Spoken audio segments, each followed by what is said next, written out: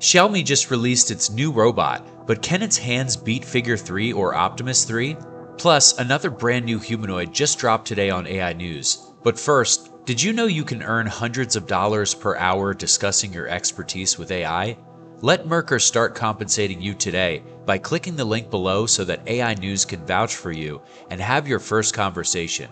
Now back to the news. As Xiaomi's AI robots just graduated with a 98% success rate after working a full quarter in their EV factory operating a self-tapping nut station, which is just a single point behind experienced human workers. This is why Xiaomi calls it a completed internship, and now they're moving the robots into even harder work, handling floppy parts. In fact, the robot's new assignment includes sorting center console side covers, which are large, irregularly shaped panels that bend and shift as they're handled.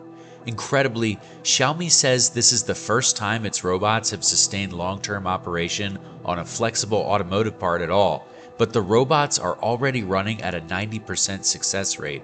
And getting there took more than one upgrade, as the robots now combine full-body motion control to stay balanced while reaching into bins, dual arm coordination to reposition a panel mid-grip, and proprioception, the robot's built-in sense of where its own fingers are, to make small in-hand corrections before placing a part down. And when a panel snags in the middle of a placement, an active compliance system lets the robots adjust on the fly instead of stopping the workflow. Then, a second new task goes even further, folding and recycling material boxes, which practices precise fingertip control just to unhook a pull ring. Plus, it requires synchronized two-arm movement that's fast enough to keep pace with production. And importantly, multiple robots can now coordinate at the same station simultaneously, but none of it runs without a remote intervention system that lets trained staff take over immediately if a fault becomes unsafe or unrecoverable.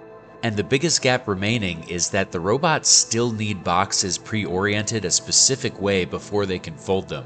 So closing the distance to outperform humans once and for all is their next target for its hands. As a result of all of this combined, these skills are the building blocks for a robot that can adapt to a new station instead of being custom programmed for one.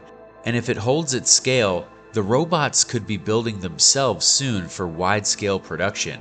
But tell us in the comments how much you think it should cost to purchase or lease, and if you think it will come out before this brand new robot from MagicLab. This is the X1 humanoid.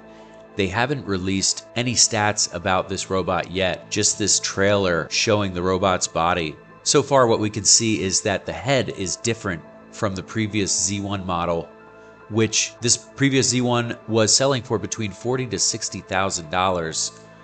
So if this is a full-size model, it'll likely cost significantly more.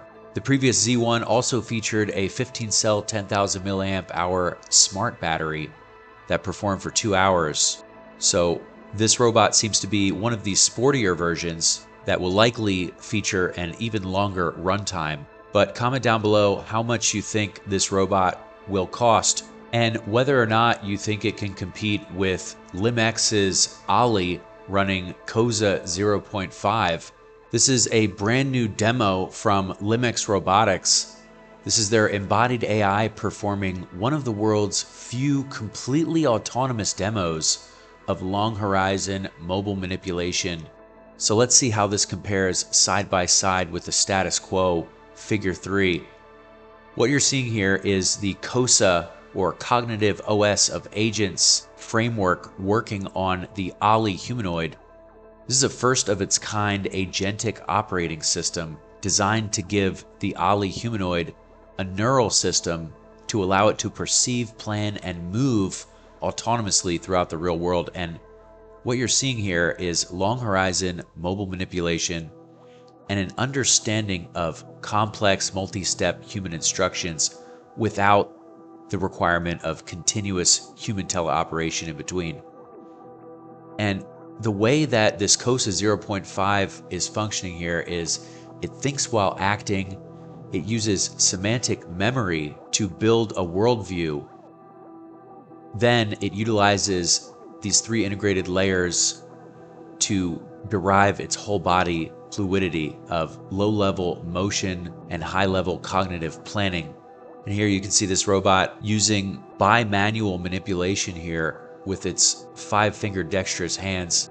These hands have 6 degrees of freedom, and the Ali robot specifically stands at 165 centimeters or 5.5 feet, and it features between 31 to 43 active degrees of freedom throughout. And this robot is completely autonomously tidying up this room, being powered by a 9,500 milliamp hour battery that runs for between an hour and a half to 2 hours. And in terms of its single arm payload, it's about 3 kilograms or about 6.6 pounds. And it has a walking speed of 5 kilometers per hour or about 3 miles per hour. And depending on the model, it does pack an optional NVIDIA AGX Orin with 64 gigabytes of RAM and 275 tera operations per second. But look at how this handles this deformable object and gives it to the human.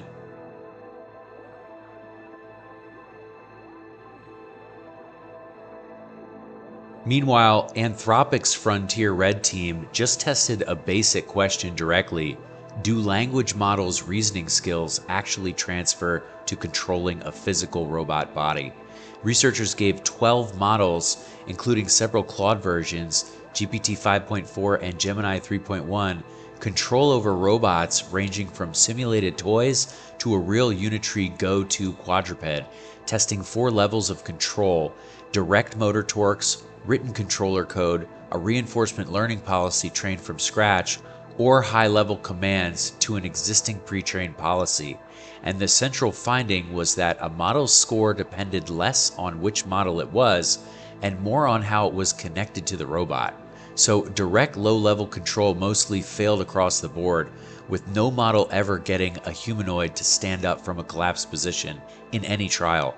But the same models given a pre-trained policy to supervise or a simple orientation tool could complete real navigation and manipulation tasks.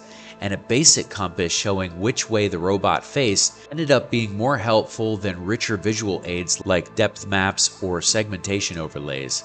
And manipulation showed the same split.